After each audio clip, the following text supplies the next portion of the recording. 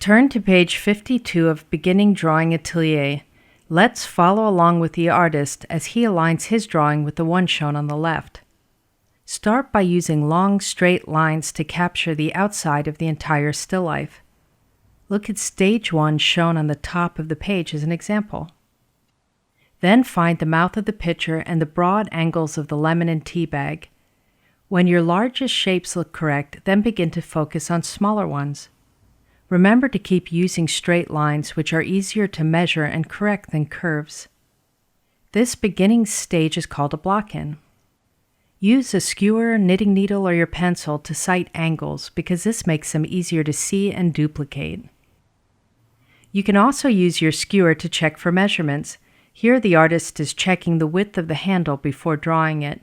Time spent invested in the beginning of the drawing is never wasted. Start finding the shape of your shadows early on in the drawing process because these lines are considered an important part of the structure. A true block-in is concerned with line and proportion.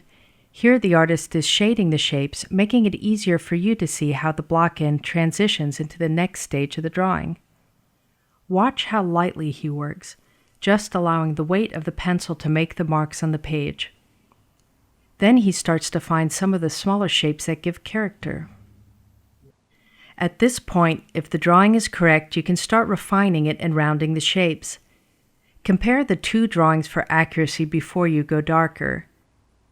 You can now go confidently to darken in key areas, knowing that everything is in the correct position and will not have to be changed. The artist is going slightly dark around the edge of the shadow, a place where you often see tonal accents.